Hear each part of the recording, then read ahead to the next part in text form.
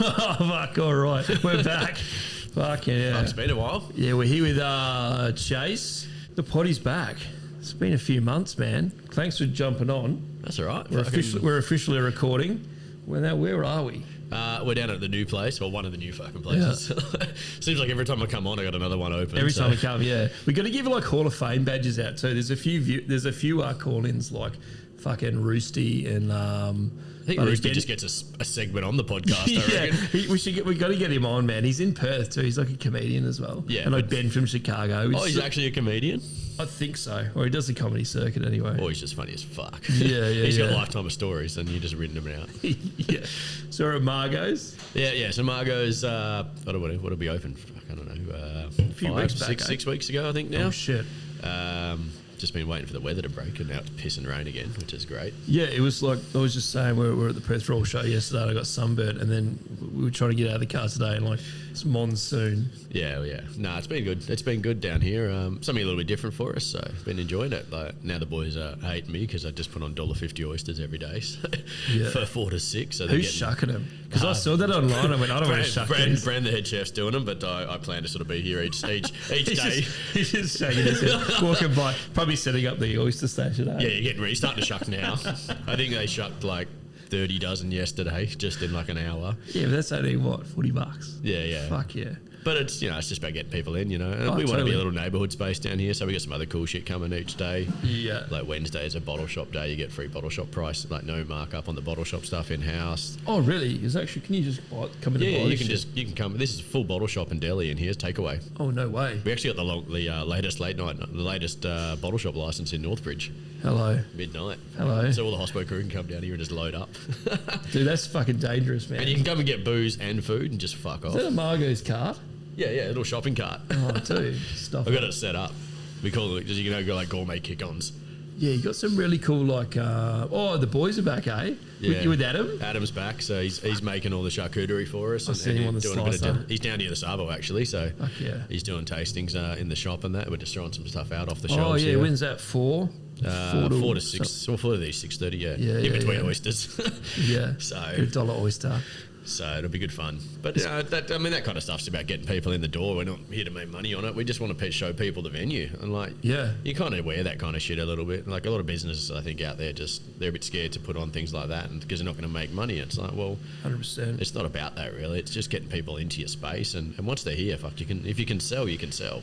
Yeah, totally. So what's the address? 434 William Street, Northbridge. So we're right up the top end, away from the riffraff. We call it the plus 30 area. We had a bit of riffraff coming in, but they're all good. Oh yeah, the mornings are fine. You just get the hose out. You gotta hose them down.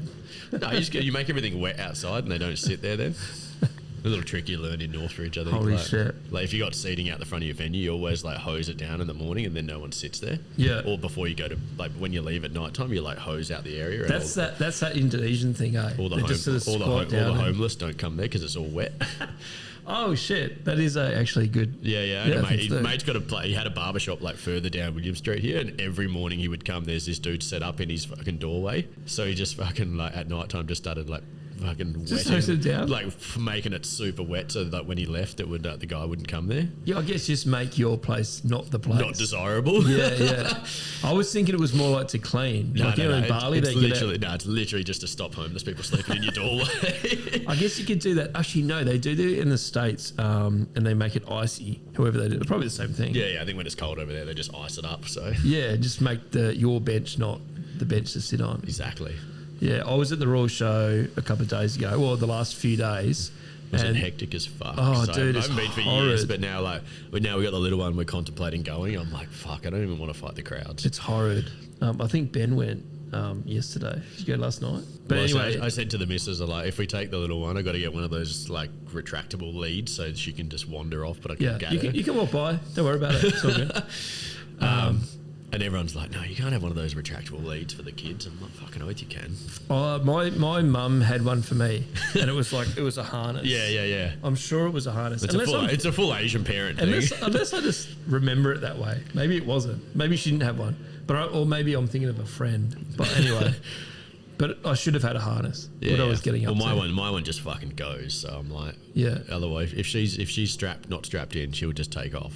The thing I saw this year was there was a lot of those the carts that they just drag carts around. They look like the beach carts, full four-wheel drive stuff. I just bought one, to be honest. Yeah, it's a cool idea, but like some of them have 3 of them and they're chained together like a train, and they're full of like all the show bags, like every single show bag. It's just full of shit. It's just good for carting shit around. I literally just keep one in the car now to cart. Like when I take the Kaya to fucking mum's, I literally just throw all their shit in there instead of having to like pack it all up nicely. I rate it. There was before our time, like my daughter just turned 13, so we're probably like... You're still the parent that had to carry everything on fucking your back and other things. Yeah, like we bought like an expensive bloody pram that she didn't want to get in. She didn't want to sleep in. Waste of money. That's the thing you learn the first fucking time you have kids. And then you buy all the nice shit and then it never gets fucking used. She didn't want to sleep. She wanted to sleep everywhere except the expensive like cot and all this sort of stuff. And you couldn't like anytime you rolled something, she'd be like, brr. Yeah. Fuck.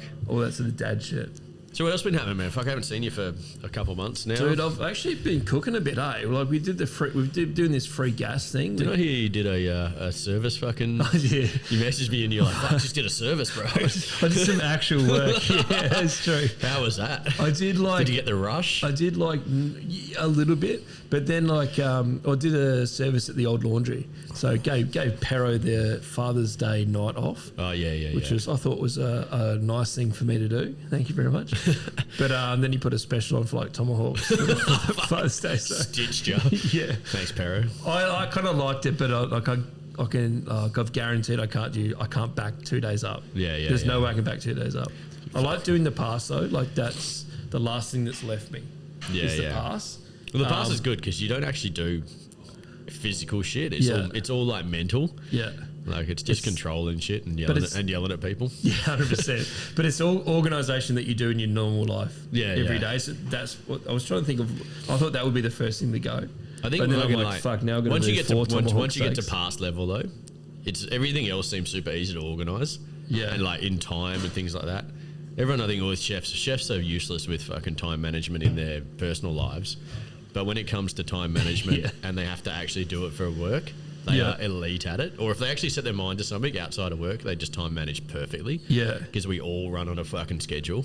But like, I annoy my wife with that because I leave everything up to the last minute because I know I'll get it done. Yeah, I'm the same. I'll get done perfectly. Like, I was just talking to Ben. He's like, what are you doing this Savo? I was like, basically calling IINet because our internet is garbage and I need to get it done. But I know I'll get it sorted this Arvo and it'll get primo, it'll get done. But like having her go, have you rugger, have her, well, I don't want to, I can't do it yet. Or, you know, like, it's like getting ready to get out the house. Like, I can get up, schedule myself 15 minutes beforehand, shower, shave, fucking whatever needs to, well, not shave, fucking obviously, shower and fucking the rest of the shit and be out the door waiting, get Kaya in the car packed, get her shit in the car. And I'll be in the car with Kaya waiting. Yeah, I'm like, what are you still doing, Kay? It is like these poddies too. Like all this podcast equipment fits in one thing, one crate. And I know who the back of it. It's one crate. Yeah, I was just seeing what kind of crate it was. Oh, it's this Sunlong Veg Company. Thank you, Sunlong. Yeah. Do they exist? Not a sponsor. Do they exist? They should be. I'm trying to get Alsco T-shirts to sponsor us. Like that's like a no-brainer. Yeah, I think any of the veg crates, they're worth good money now. So are they? They're like $50 a crate. They try and charge out. No way. Well, I've got a few Fresh Corp ones. If Fresh Corp are looking for them. Yeah, if you want them back at Fresh Corp, what do you reckon? $50 each. Do they pay people? I see like advertising to people pay Coles to. Well, Coles pay people to like find their carts. Yeah, I think they charge them like $10 a cart or something. They deliver them back. This could be my side hustle. I've already got 12 job in Midland. Hustles, but yeah, full-time job in Midland there. Yeah. What were we talking about? Yeah. Oh, the pasta's cool. And then I was cooking everything, not as a slight, and I like cooking, but the chick I was with was very new, and you could see her frothing it because like I was plating up I was like, Pero, this is the first time Pero's finding this out. I'm planning up everything different every time, and not forgetting things that adding things that shouldn't be. I thought. Did you go back the next week and just check the reviews to see if there's any good Father's Day reviews? He hasn't even asked me. Yeah, I should do that. I should do that. Go best review ever. Yeah, or maybe make my own review. Yeah, just put a few fake ones up there. Like fuck that. Whoever was on Sunday night fucking killed it. Yeah, I've had 8 tomahawk steaks. This was the best one. Yeah. I should do that. They'll be hitting you up again. He'll be like, "Oh, can you just cover me this night?" Yeah, but I got really not physically tired, just mentally. Like I can't. I just is bullshit. Like, the clean down's not quite as fun when you're not doing it every night. And you're not in the rhythm of it. I did get into the dishes at the end. I was just like, I'll just do the fucking dish area and there was a lot at the end. I love the dish bit though. It's just but you can just switch off. That's why I did it. I was just like, I know what I can do. I don't know what's going on, emptying fryers and things like that, or I'm sure you got that going. Just please turn the fryer off before you empty it. Yeah, just leave that and stay that away. Yeah. But I worked at the show. I worked for, Alex. We did a podcast down at Jibbers Hot Sauce. Mm. Yeah. So he had a stall at the show. Actually, so I need to get your details off him so we can get some in the shop. Yeah. How was down south? It was all right. We did 4 in 3 days or something, 4 potties in 3 days. Too much. By Sunday, I was so tired, and it was like exhausting getting people on, scheduling But I think and especially you'd run out of content to talk about pretty quickly after 4, like back to back to back. Because we had guests, it was fine. And it was interesting. And like the potties, when we're doing the podcast, they're fucking fun as fuck. And you just talk about whatever. I wouldn't do that every weekend. No, fuck the next time I do it, I'll just space it out. That's why you said holidays. You've just been on holidays for a while now. 100%, yeah. Morning, Eva. She's scared about walking past. She'll get used to it. She got pink Berkeys on. Yeah, they're the sickest, man. What do you got on? I got cat Berkeys. Cat Berkeys. You got the double. You got the high ones though. I used to have the low. These are good. They got the double clips on them. Yeah. See, the single clips. They would. Yeah, they'd hurt you. The single clips would like. No, but half the people are me. What the fuck are you cunts talking about? So at least get me shoe off. They're filthy as fuck though. Well, yeah, because you walk around. They're my everyday shoes as well as work shoes now. It's all just moulded into one now that I sort of do a bit of kitchen, just bit of build. So you wear them all the time? Yeah, but they come. I broke them in now, so yeah, they're just easy to slip on, especially because I'm in and out of the kitchen, like rolling across venues. Yeah, like I got to just be ready to jump in wherever I need to if something happens or someone goes down or someone cuts their fucking finger off. How many venues do you do now? At the moment? We got 3 running, and then I'm building 2 more in construction at the moment, and then another one's just ready to go into construction now. Shit. And then we got about 5 or 6 lined up for next year working through. Yeah. This one is pretty fucking cool. It's very new. Bit of different, yeah. I think it's because it's bottle shop, deli, bar, and a kitchen. It's got fucking everything, really. You got even like the cool sort of sardines and Adam sort of spent many months fucking scouring the world for all the interesting shit. Yeah, you got like all the good shit that I haven't seen for a while. Well, that's kind of what we're trying to do. We're trying to have stuff that nobody else has because most of these fucking delis you go to, it's literally just Blue Cow or it's fucking the grocer. Yeah, and once the same old shit. And once you've worked for them, you fucking know it and you know the price of it. I'm not fucking paying that markup. That's exactly what I was saying. At least with this, I can mark it up to whatever the fuck I want. Yeah. Fucking nobody knows what it is, so. Yeah. Do you reckon you could do your own? I've always thought about doing my own sardines from like Frio because they're all Frio, but I like fresh sardines more. Yeah. So I don't know how that works. Yeah, we can do them. We kind of do it. We've done them a few times at the venues over the time, but it's a 3 or 4 man crew for a day just cleaning sardines. It's a fucking it's a prick of a job. I was always in between that. Like, how do I do this with the time? But I also just like fresh fish. Like, what's the fucking point? Well, or marinate them or anything like that fresh? Yeah, I think once you do them once, they'll last as well. So we're kind of planning to do a bulk, same with the mussels at the moment. We're just about to launch Maison Premier seafood towers on Sundays. Yeah, right. So we'll be doing a heap of fresh seafood every Sunday. They're just going to be fun. But things like mussels, we can't do it every day. Yeah. So we're just going to get a bunch in, clean them all, smoke them all, marinate them all in a nice pimento oil. Yeah. So they're just ready to drop back in the shells on the day. Shit. And I find they're better like that anyway. Yeah. And we've got a canning machine we're working, or should be ready and fixed next week. So we're going to be canning up, like our olives will can up our own mussels and things like that. So that's I think that's another thing we're kind of really looking forward to. We're trying to make as much with Adam, make everything in-house. Yeah. So then moving on to that, and moving up to that whole canning thing is coming new to us, and I don't think anyone's done it over here in Perth. So because we're kind of ripping off Delhi Continental, but who gives a shit? Sure. Well, what I was looking at is because you had like your own branded, I think it looks like pickles and chilies and olives and stuff like that. Anything with an M on it's pretty much house made. Yeah, so I reckon you can just keep going. Hopefully, that's the plan. Like we just kind of everything we make, we'll just start banging into jars and cans and stuff. Yeah. Like, so I'm looking forward to just the guys here are just growing. It's good for them. It's only a 2-man kitchen here. Yeah. So, well, the kitchen only fits one, but it's fucking tiny. It's literally about 1 meter, or about 1.5 meter square. Yeah, and tops. like 0.5 is the slicer. Yeah. And then the other half's the oven. Does Adam ever make? We should get Adam on anyway. But does Adam ever make like black pudding or? Yeah, we just made some last week. No way. I think we got some hanging in the fridge there. Fuck yeah. Yeah, we just made black pudding. I'm like, the good thing with Adam and us, like, we just get in and come up with wacky shit to make. Yeah. Because we don't want to make boring fucking salamis and shit. Yeah. Like, we just did a cuttlefish beef salam, like beef sujuk sausage. We did like a Korean fucking rolled one, which was so good. Like instead of using like the Calabrian chili, like using all the Korean chili flakes and stuff. Oh shit, yeah. So much better. Yeah, way better. Yeah. So it's not as like, it doesn't smack in the face so much. I think that's this, like if there was ever a secret when I was cooking, even when I was cooking French cuisine with French chefs, that would always be the secret is like you, instead of adding salt, try and find something else like the vintage soy's the fish. No one ever knows you put it in there. Yeah. Well, I'm trying to like, we got a new dish coming on here next week, which is going to be like a baked rigatoni. Yeah. Just with the creams, garlic cider sauce. Yeah. But in my old recipe, I used to use like chicken booster as the flavour. Yeah. But this is going to be a veggie one, so now I've got to find a replacement for the chicken booster. I'm like, wait, do I just load MSG in there, or you'd have to? Because the veggie booster's it's just not the same. Yeah, the only thing I was thinking then was like fish stuff. And I was like, that's not veggie. I was like, no, just use whatever it's called, like. Well, I just use normally dashi powder as well. That'd be my other go-to, but I think I might have to get the veggie dashi and just see how that goes in it. What's the other one? Dashi, and there's the other one. It's basically the fucking same. Fuck. Anyway, someone comment. Yeah, fuck it. There's many. All those powders are the shit. They just boost everything. Have you ever had? There's a food truck called Wingman. Have you ever had that? No. That is packed. There's like 90% MSG. But that's fun, man. It's so good. And I have it at home, by the way. Like, I'm not judging it. This is probably going to shoot myself in the foot here, but I do use it in a lot of things. Yeah. I don't see anything fucking wrong with it. I mean, no, in moderation. I look back at fucking years ago over East as Dan Hong opened up Mrs. G. Yeah.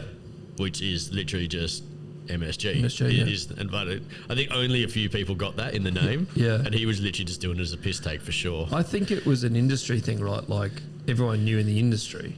You're like, But I watch some of these other chefs on TV and shit, and they're like, no, there's no MSG in this. I'm like, fuck off, man. Who gives a shit? Yeah. But they're making people care and covering themselves for what? Yeah. I don't get it. Just put it in it. We had MSG when I was an apprentice, and I saw it, and I was so fascinated by it. Not that it was like a crime. People treat it like it was a crime. Oh, yeah. It's like, I'm going to have a heart attack if there's people that are allergic to MSG that come in. I'm like, fuck off, you are, mate. You're allergic to 4 other things as well. I get people with allergies, but like, just stop. At some point, you gotta stop. We get some crackers. I had fucking one at the Japanese place a few weeks ago. I had it twice in 2 weeks. A vinegar allergy. What? How does that work? I don't know. What part of the raw vinegar apparently. And I was like, wait, raw vinegar? There is no such thing as raw vinegar.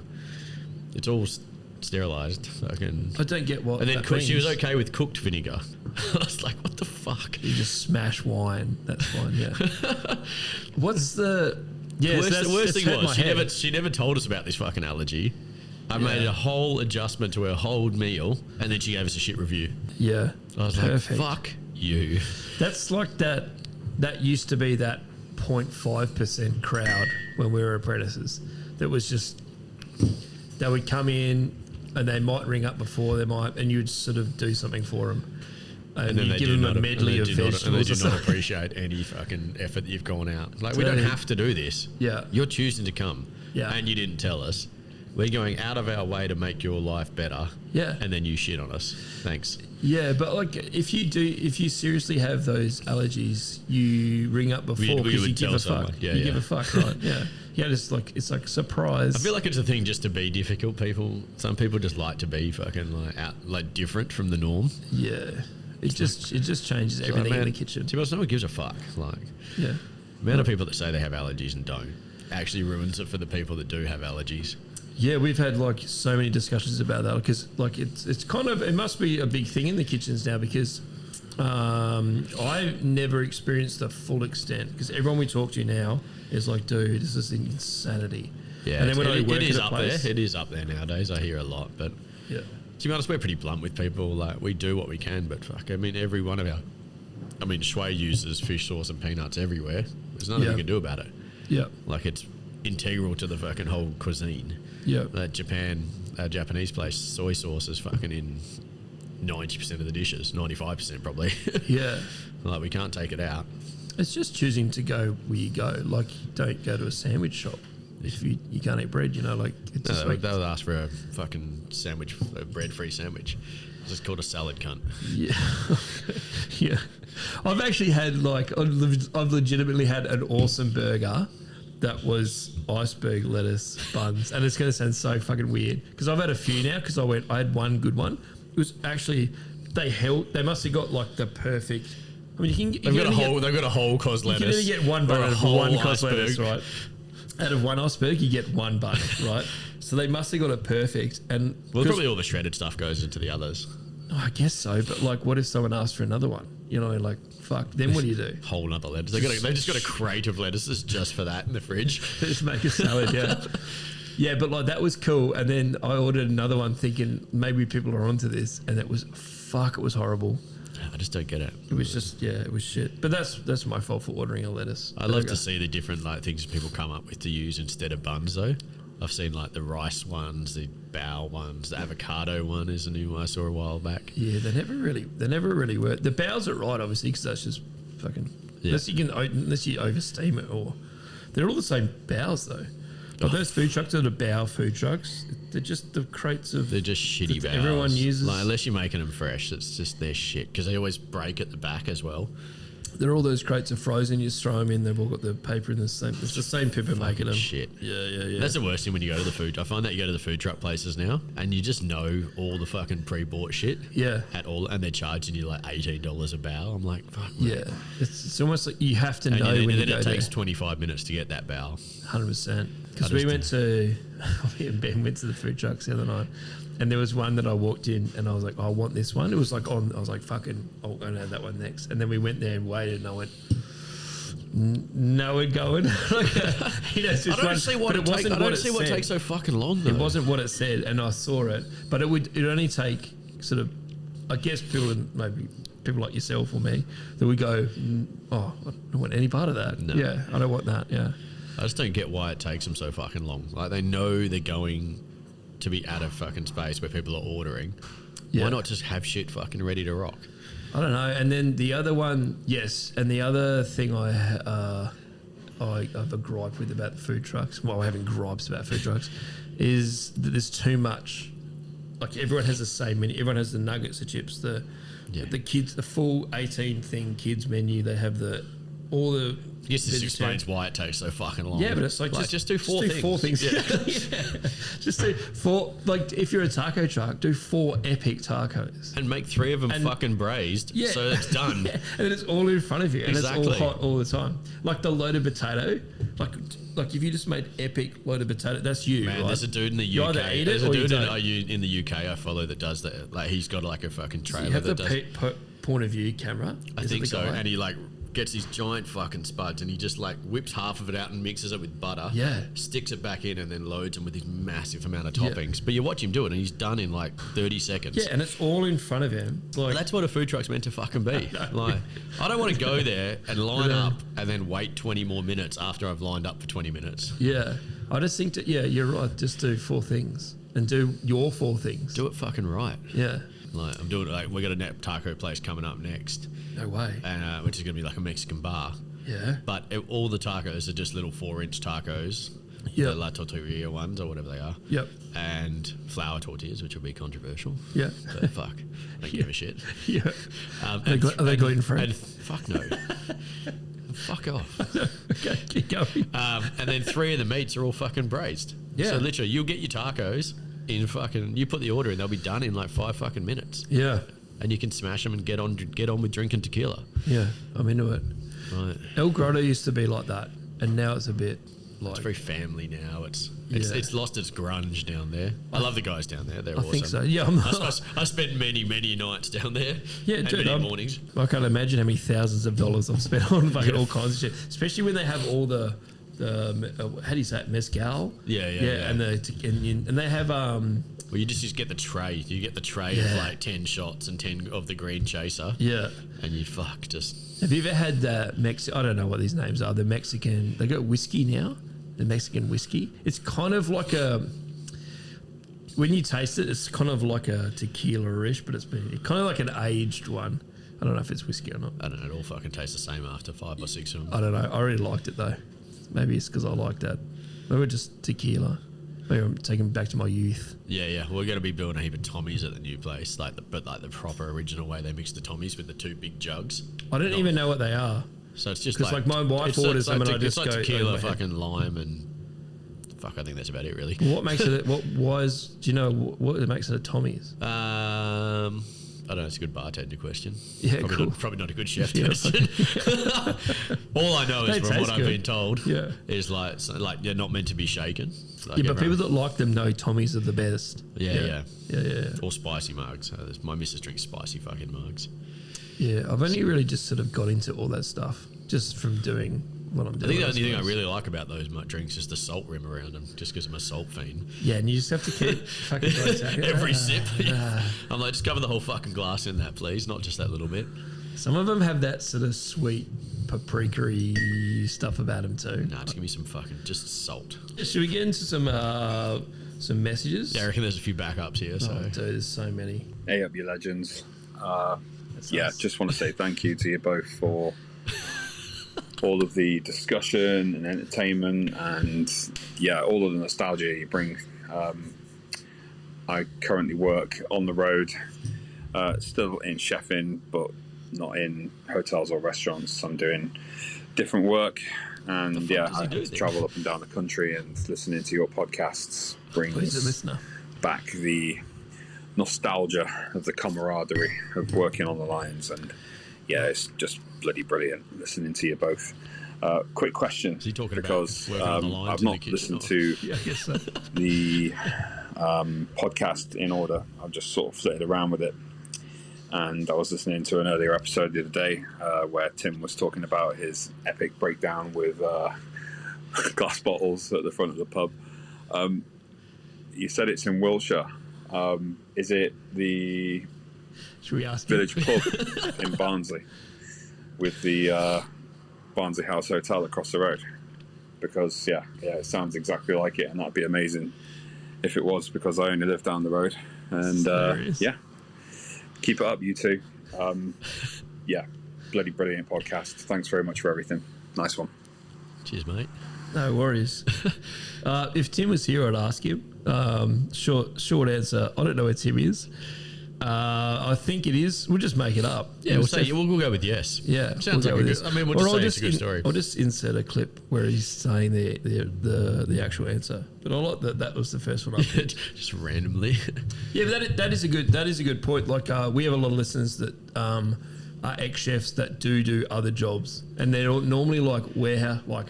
I'm not shitting on any of these jobs because I've done it myself. Warehouse workers, forklift drivers, reps that drive all day, truck drivers that drive all day, all that sort of stuff. Very few go into office jobs, I've fucking noticed. Or they do and go, I just want to drive a truck. Or they go into office jobs, see the delivery guy and go, how'd you get that job? Yeah. So I appreciate everyone that's listening. So I think it's just cool. That pure of like being able to just make your own time, just fucking cruise around. Yeah, but you outside of the routine of having to like have something up in 5 minutes every minute. Yeah, and we were talking about it before. There is that internal fucking prep list in your head. You're like, well, I can do 20 things today. Yeah. And I'll just go and I'll figure it out. We'd probably be the best delivery drivers out there because we can actually fucking like put everything in schedule. That was like when I worked for Simon Johnson on those cheese trucks. On the Friday, there was very little like visits and orders on the iPad. In code cheese. Yeah. Yeah, very high too. By Friday, dude, everyone was getting 50% off too. And there was a lot of wastage going in my personal fridge. We don't tell Kelly that. Fuck. So it's out there anyway. I was doing caviar tasting with her last week, actually. The caviar's good though. What was the caviar? I think it was. I mean, I'm putting it on the spot. I can't even remember, to be honest. Though. Yeah, I'm a big fiend for caviar. I'm all of that shit. Yeah, like we got all the caviar reps coming out and hitting us up at the moment because we sell a lot. We should probably do. Are they actual caviar reps? Yeah. So we got the guys from like the rep that does Simon Johnson. She was here last week. Oh yeah, no worries. The Calvari, the guys for the Australis they want to hit me up and do one next week. Right. And then we got a few caviar dinners coming up with Palenko, which is the Yarra Valley guys. Because we go through about half a kilo a week at the moment. Yeah. And then we're just about to do we're about to launch our omakase at the Japanese place, which will go through probably another half a kilo. So we'll be up around a kilo a week we process, which is pretty high over I just volume. didn't think, I think when I was doing it, there was only like one, maybe two that were actually slinging caviar. Yeah, I think a lot of places do like the little tins and that. I'm like, fuck that. I want to buy by the half kilo. Yeah, or those like... It just works out a fuckload. They like, I used to buy the... Yeah, the mother tins. Yeah, whatever they were. Yeah, so they're half kilo or 2 kilos normally. Okay, yeah. I think we got a 250 sitting in the fridge over there. They also just look impressive. They're just bricks, bricks of caviar. Just walking around, just giving it to the staff. Yeah. Like on the pass, giving it to the waitresses just so I can go. It seems like you can waste like half of it when you open it, so you're like, oh, fuck. Oh, that stuff on the roof, it's no good. Oh, no, there's a little bit left. Don't worry about that. We used to have them like in the fridge on display, I think probably 10 years ago even. And like, we didn't really, like that's how much people didn't eat it at the time. Well, like even 10 years ago, like no one was really, unless you would go to, to top 5 restaurants, I guess. Yeah. Yeah. But I always just grab some for like, I'm kind of over it because I just have had free access to it for so long. Yeah, no doubt. But nowadays, like, if I'll do it for Christmas, I'll take it to mum's and that. But I'll just literally bring a bag of chips, some creme fraiche in the tin. Yeah. And you're just fucking scooping it in that way. Like, none of this fancy egg yolk and whites and all this shit. Yeah, by the end of me fully stealing cheese and stuff from Calendar and Simon Johnson, that was where I was. But like that took months to get boring. Yeah. And then that was the same thing as like, does someone want something for Christmas? But there was like this endless wastage sheet. I think the funniest thing with caviar though is like people are under this sort of impression that customers want it because of what it is, but people don't know what the fuck it is. Like there's so many different brands, they don't care. They will literally want to be seen buying a tin of caviar, so they can post on their story. Yeah, and then say they've had it. Exactly. So that's all it's about. It's about looking bougie and that's it. Yeah. So we kind of just make it try and be... Just lean into that, dude. We just lean into it in terms of like, we have it as an accessible price. And by us buying it in such bulk number, we get a pretty good deal. Yeah. And we can then get it to customers at a really good price. Yeah. So that's kind of the way I look at it. It's a volume over...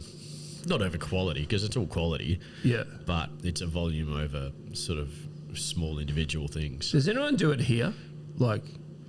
Like I know what it is, but like, does anyone do sort of similar looking stuff? I know it's like what I mean? Like it's not sturgeon or whatever. They've just done the Murray River, Murray cod.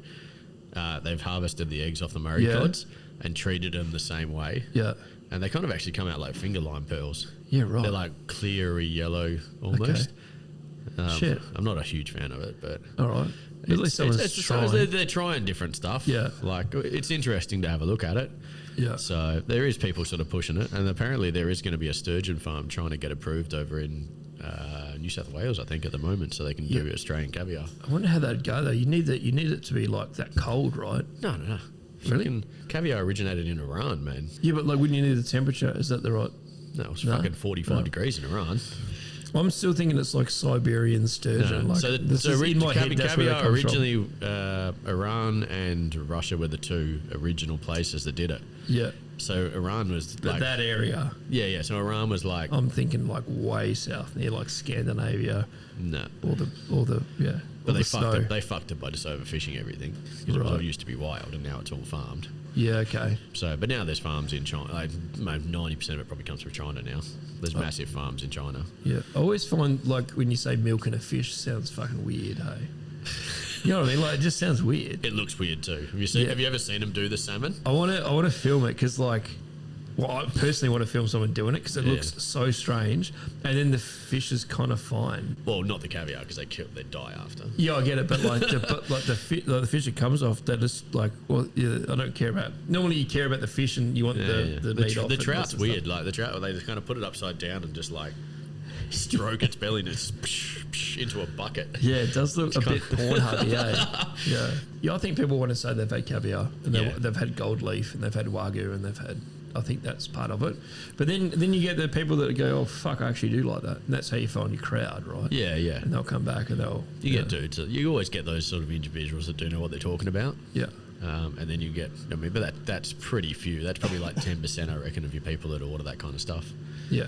90% are bougie. Just wanted to be bougie, or they're out for a date and they want to impress someone, or... Yeah. They just want to take a photo of it. Yeah, we found that when we went to Six Head, just because the venue is so, it's the same level. Yeah, you kind of see everyone, and it was very cool people watching. Because you had people like myself who were just sort of dining, having a chat. It was my birthday at the time. My daughter just does whatever she wants, and then you had the couple who were very awkward, and they kind of want to impress each other. Then you had like, the crowd that wants the big T-bones to be shown to them. And interesting how it goes there now, actually. Yeah, I don't know. Somebody's left. So.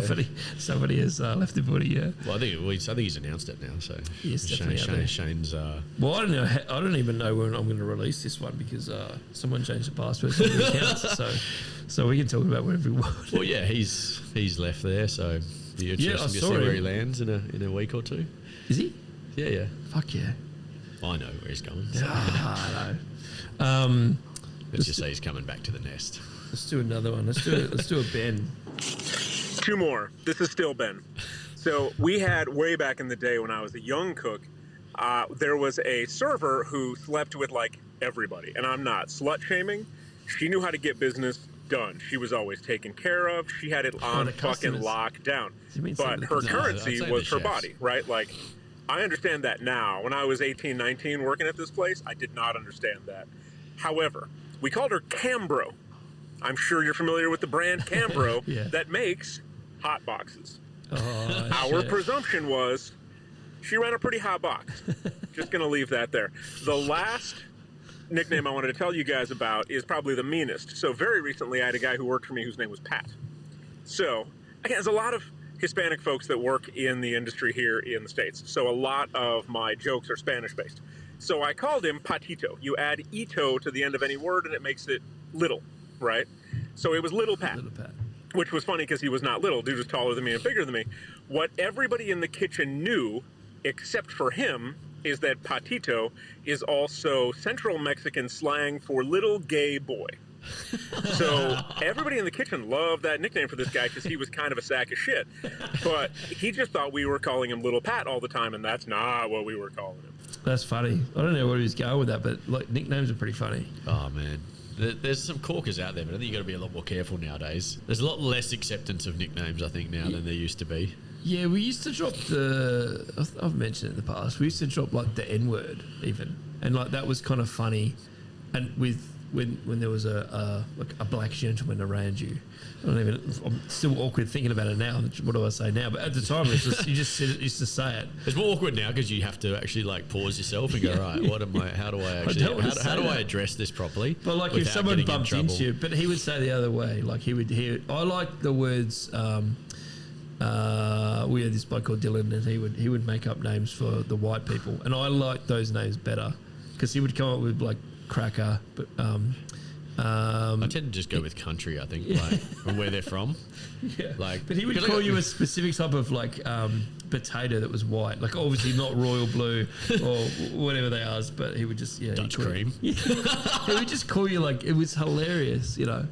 But I just think that's part of it, right? Like, no one needs it. I think for me, like, nicknames kind of come with the guys like in all my kitchens. They get nicknames from me. It's not out of anything in particular. It's more that I can't remember their names. Yeah, because it's just too many people. Yeah, totally. So, but I remember what country they're from or their accent or something. So it always comes down to, oh, you're Canadian, you're this, or you're the Korean dude, like. Yeah. But there's nothing really untoward for me anymore. It's just a way for me to remember people. 100%. I just think it's funny when it sticks because you just assume everyone's not sticking around. You just give them a nickname, or you just go, like you said, you don't know their name. They're Brad, but they're from Texas. You just say Texie. Like it just doesn't. The guy from Texas, fucking. Yeah. And then they stay 2 years, and you still call them that. Yeah. And you actually like. It feels awkward when you actually do need to actually address them by their name. Yeah, and you're like, oh, dude, do I have to fill out this HR form on Texie? Yeah. The worst is like because we got a fair few Asian crew that work for us, and they've all got their Western name. Yeah. Which I know a lot of them buy. But then you go on to fucking the rostering fucking page, and it's got their proper name. Everyone. And I'm like, who are these people? Fuck is this? Like, I've no idea. And I'm looking at the roster going, all right, well, guess we'll just see who comes in today. Yeah, I think that's where we got stuck once at the Terrace Hotel with all the kitchen hands, because they're all Nepalese. And we talked about this once. They all had the gang. They're all good. They did the job, went home, but when you looked at it, they're all and you just assumed that it was all the same person. Yeah, it's fine. They're all 4'9" and fucking. Dude, someone's standing near the dishes doing. So it's no one cares who you are. Yeah. As long as you can hear that machine, it's the as soon as you hear the stop. Yes, Seth. And you're like, why is there nothing? I know. That used to gripe me so much on the fucking line. Yeah. I would just be constantly one ear on the dish pit, just listening for the machine to turn on and off and on and off. It's because if I didn't hear it on like 30 seconds, I'd be like, oi, trays, let's go.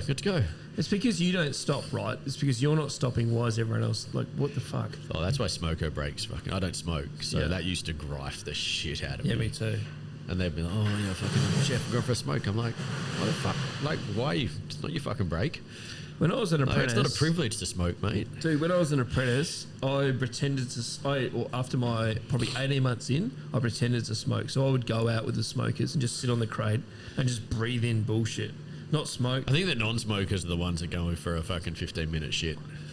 Yeah. It's like that's their rebellion against the smokers. But if you sat at the back doing nothing on a crate the same way, just without a cigarette, you're getting the shit. Like, what are you doing? And I found it always really unfair because, I mean, a lot of my guys didn't smoke. And there'd be that 2 or 3 in the kitchens that would. And, you know, you had 4 smokers a day. That's like fucking 40 minutes almost. Yeah. When everyone else didn't get a break. Yeah. They just power through. But yeah, I used to get like, it got it so in my head that I went, fuck it, I can't fight this. So I'm just gonna, every time I see someone I think because I was always the head chef, so I was always a rule in mine. I'm like, I don't give a fuck if you smoke. If I don't smoke, it's not my problem. Yeah. Like, it's not a fucking, you earn it. It's fair enough if you've just been wrecked on surface. Like, I'll just send the whole team out for a 15-minute break after service. Yeah. Like, I'd send them all off the line. I'd like, before we clean down, all of you guys go have 15 minutes. Smokers do whatever, go do whatever, you guys. Yeah, man. And then they'd come back in, and then they'd kind of be re-energized to power it through again. Yeah. There's nothing worse than just rolling straight off being fucked and then having to then get the buckets and start scrubbing straight away. Yeah, it's horrible. You just need that little tiny, like, that 10-minute reset is fucking all you need. And then you're kind of driven to go, all right, we get this done fast, we can get out of here. Yeah. I would always get cooked when I sat down, though. So I'd have to I'd have like that little bit. Or maybe, I don't know. I think remember. It's only if you really got fucking wrecked on one. Yeah. If it was just a normal service, you'd just go straight through.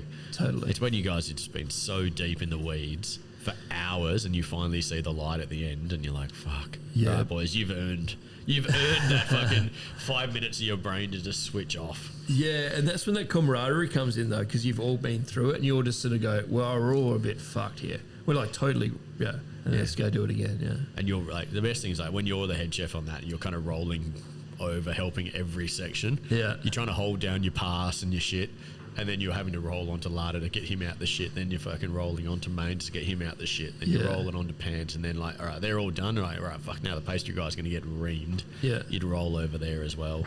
Yeah. And like, And I think when that's kind of where I think that teamwork really builds, where someone can just roll over and like guys just instantly do it. Yeah. There's nothing more I hate than watching guys just watch other chefs go down. Yeah, just watch them in their shit. I'm like, you can clearly see the guy 4 foot from you is getting fucked. Yeah. And you're standing there flipping one fucking thing on the grill. Yeah, I used to do like even I don't even know why I remember this one. It's just such a simple incident. But I remember just pushing a pan off on the pan section like that, just leaning right over as far as I could and just pushing it because it was about to burn. Yeah, yeah. But I knew if I pushed it off, it'd be fine. And the whole table could go, but whatever. And then the guy saw that and then later on said, thank you. And I didn't remember I did it. But I remember I did it after. I went, oh yeah, of course I did. But I didn't remember. But you don't. I think that's the big difference between team players and non. Exactly. And there is those guys that are just fucking full on for themselves. Yeah. Which fucking shits me. But I think that was the first time I must have been one of the first. But they're the guys that get ripped as well. Like as a head chef, that would be the person that I would fucking lay into, because I'd literally I'd stand back and just watch them, and they just dawdle while the guy next to them's fucking getting hammered, or they'd like clean up at start and they'd dawdle out for 10 minutes. Yeah, but because they're so lazy and they have no hustle, when they're in the shit, it's everyone helping you. Yeah, yeah. It's the reverse. Like everyone knows that it's like, fuck, this guy's not gonna ask for help for one. Yeah. And it's just gonna be more fucked for everybody else because he's holding up the whole team. It's gonna be everyone else's fault. You know, fuck, dude. Yeah, I think that's where little kitchens always build that. I found that little kitchens are tight like that. As soon as you get above like 6 or 7 guys in a kitchen, then there's always 1 or 2 that are like that. Yeah. There's no way about getting around it. Yeah. I used to always find that, like, because my whole career was in those sort of kitchens. So whenever we'd hire someone from a hotel or from a bigger, maybe a country club, or they could still cook, no dramas, whatever, really good people, whatever. But as soon as you sort of knocked into them a little bit and you didn't realise you knocked into them, you're just cooking. Yeah, yeah. They'd kind of get a bit like weird about it. And you're like, oh, man, that's just part and parcel. That touchy-feely is just... Yeah, but it used to just be like, when you're fucking meeting in the moon, like one's been the oven, one's on the pass. I know. That's so funny. That's such a weird way to say it, but it's fucking hilarious. It's literally you'd be asked to ask fucking like, and it's just like, it wasn't anything beyond that. It was just literally you're trying to get past. Yeah, but I just remember those people had never been around that. Well, they've probably been around it, but not constant every fucking service. Yeah, you literally have to walk into each other to get to the pass. Yeah, and like brace a bump when you're over because you don't want to burn yourself. You're gonna brace a bump. You know it's coming, and then that's the thing. Man. Well, I mean, you've always have that's the other thing we talked about a few times on here, that the under bench, like the under oven, yeah. So they come out, which like it basically disables your kitchen. Yeah, yeah. So like no one could cook over there. The best thing I've done in the Mexican bar, I'm actually putting, instead of these kind of pull out fridges, I'm putting the slider fridges like in the bar, so they actually just slide across. Oh, no way. So then they I was like, fuck, I'm going to do it in this one because I know it's going to be it's the tightest bar I've ever built, this new one. Yeah. The Mexican one. It's literally, there's one well in the middle and the bartenders have to stand facing each other. They've got like a fucking 600 meters cube to stand in and they can't get out of it. like a what's it called? Like a speed date. Yeah, pretty much. They're just locked in. Like there's no bar and there's no fridges in the bar even. Like, it's crazy. I just think because people, when they build a kitchen, the people that sell that equipment sell it like it's already made. Yeah. The drawers are shit. They always fall out. Fuck, I hate the drawers, man. Your prep I can't understand why they can't just make a decent fucking drawer. They have to make them so complicated. Yeah, and then you back up and then no one can cook behind you if that's what you've done. Yeah. No. There's no corner, anything in the corner. Everything's sharp. Disgusting. Like the fucking aluminium cuts on those drawers are fucking brutal. I worked at, I can't remember where I was working at now, but I just remember like they had the 6 burner. You were just getting slapped on pans all day, but right on your shoulder was the entry to the cool room. So every time everyone came out, it was boof, boof, boof. Fuck. Every time, and was just a whole day of just cooking, getting slapped, getting burnt. Man, this one, like this... They would ring the bell and then you get annoyed because you're like, are you coming out? It's almost like that fucking movement. You just get used to it and you know it's coming. I would almost rather you not ring the bell because now you're like, you're waiting for it. I'd rather just get hit. Man, this little kitchen, this service kitchen here So at Margot funny. is like on a flat stick night. We'll have 3 of us in there. Yeah. And literally, you've got about 35 centimeters each. Yeah. That's it. One on the induction and fryers, one on the slicer, and one on the pass. And you're literally 3 of you are physically back to back. Just bumping uglies. Like you can't actually even turn around. It's crazy. Yeah, I just think all the kitchens are like that. I love that though. I love that tight quarters kitchen. Like, It all the gets smaller the better. It all gets done. Even big kitchens I've designed, I've condensed them so it's tight. Yeah, right. But you can't have it too long because where are you gonna? You can't walk with a plate to the part. You know what I mean? But I don't like to walk anywhere in the kitchen, otherwise I get chafe. That's what. Yeah. Step. I want to be able to swivel. Walk. Yeah. Swiveling's about fucking the best. Yeah, back and forward or just like a little bit side to side. Yeah, you can shuffle. Yeah. Should we do one more and then we're let's see pretty what's much done, dude? I suppose we haven't heard Rootsy. I don't think he has one on here. It was one from Timmy. G'day, chefs. I thought it Dave might be the O'Neill with a passwords. beard.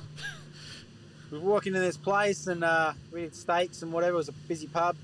Anyway, this chef was cooking the grill, grabbed this steak with his tongs, dropped it on the ground, bunch of kitchen crud, went fuck, went over to the hand sink, washed it, put it back on the grill, Yes. put it on the plate, The old sent it 30-second out. rule. I said, mate, you can't do that, need a new one. Head chef turned and said, what did he do? I said, he said what he just did. And the head chef looked me dead in the face and said, yeah, but he washed it. So it's all good.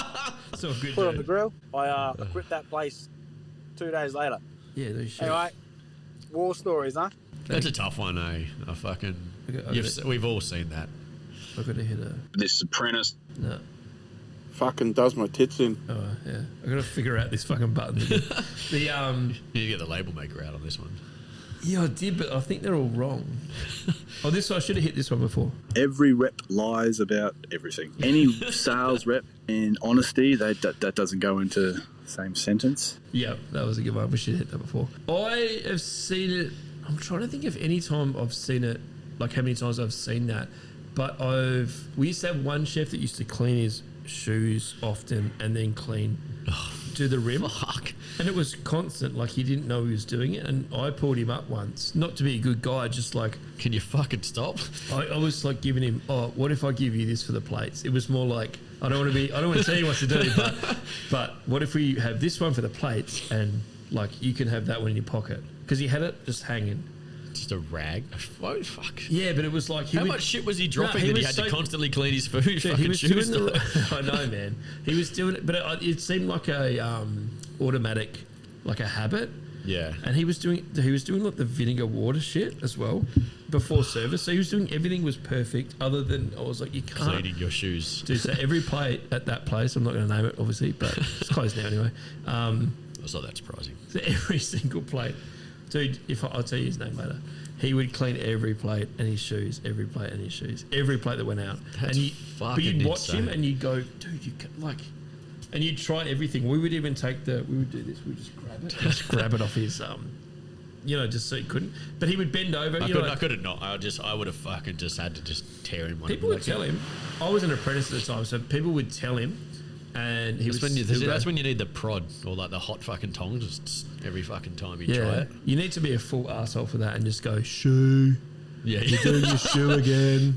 Or he'd go, like how long on the table, whatever. Or we're coming up on whatever, and you go, no worries, shoe. Or just, because that's when he would bend over. He would have a little break. Should all just walk over and put your shoe out when he starts to do it. Just give him a little prod. Yeah, you're right. Just a little prod from the larders. It wasn't me. Yeah. Just to break the habit. It's just like breaking that cycle. Yeah, I don't think I've ever I did some like temp work in pubs, and they were a bit like that. But there was always enough. It seemed to be there was always enough garbage going on that no one would pick something. There was always like 10 more steaks or 10 more palmies. Yeah. So I never really worked in a place that would. I've seen it. I've seen people try and do it and then stop themselves. But other than that, I've never seen that bullshit where it's like, nah, this I've is seen it. this is I've so seen cool. it happen, but they've never sent it out. But it's been gone onto the side for staffies or something, you know. Yeah, right. There's a few times I've thought about it too, and because you've dropped like something that's taken 18 minutes, and all the for me, like I would still eat it. Yeah, so well, I'm like, it'll go on the side for fucking staffies, and it's for my meal. Like, oh, dude, like just doing that, like, it infuriates me so much that you want to fix it so quick. Yeah. And you can't. You're like, It just comes back to that thing about fucking never dropping a hot tray. Like, it doesn't matter how burnt. Like, it's just, you hold on for the fucking sake of it. Yeah. We had one at home. Sure the healthy's loving this fucking one. Yeah. My daughter was taking like a whole tray of cookies out, and you should fuck it up, but like you gotta let them do it. And I would have told her whatever, and she's just like, "Nah, one tea towel is fine." You're like, she didn't even fold it. You're like, "This is an absolute disaster." And she took it. And I was like, "You go straight up and on there." And she's like, and then I just grabbed it. And it was like. But like that, obviously, whatever. Oh man, I'm just getting into the cooking now. Actually, with the little one, she's 20 months now, so she's starting to cook. Got her on the chopping parsley and shit, cracking eggs, making pancakes. So it's 20 months. It's so enjoyable. It's great, man. We used to. I used to have Lily during the day, sort of like 3 days a week, and we would kind of do that, or 2 days a week, and I could just put her on the bench. And like I'd just throw things in piping bags. It was kind of easy. Like we'd make cupcakes, but she would just pipe them in like really fucking badly. But yeah, she's making her own like smoothies, and now we got like those bullets. Oh yeah. So I put the bullet thing there, and she puts her wheat bix in, puts the milk in, and shit, and then goes over. I never thought about wheat bix. Puts her headphones on, and then blitzes it. She fucking loves it, man. That's cool, dude. I never thought about wheat bix. Not that I actually do not want her to fucking cook. So I'm like, it's kind of detrimental to what I'm fucking thinking here. No, that's because that actually comes up a lot because they say, like, especially when you're at like a school. I don't think chefs ever want their kids to be in the kitchen. If you're at like, I'm at school events. I mean, they just want to be like they just want to copy you. So yeah, but also like Lily can cook, so that's all I need her to do is know how to cook. I think everyone should know how to cook basic shit and get like comfortable failing and with this hot things and know what to do if something fails. There's not going to be an issue. No, she can cook whatever she wants, but like as far as doing that professionally, I don't want her to go anywhere near that shit. Fuck in my life. I mean, to be honest, in 20 years when they're all growing up, it's probably going to be a whole different game anyway. It'll all be robots fucking cooking.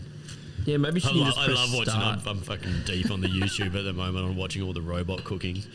It's fucking like they got robot burger fucking chefs and the robot woks and stuff. Yeah, I saw a robot cut, wash, blanch, like in an order. Cut, wash, blanch, French fries, and then like the same robot, and then fry them, and then serve them, and then wait to see how many or what comes in, and they were just, this fucking robot. It's pretty cool. Let it go. I love it, man. I love that autonomous stuff. It's fucking cool. You should put one hero in that little corner. I pretty much am one. I need an oyster shucking robot fucking here, because we're gonna get slapped on $50s.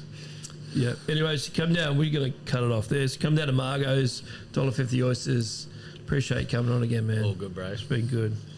Well, is that a clap?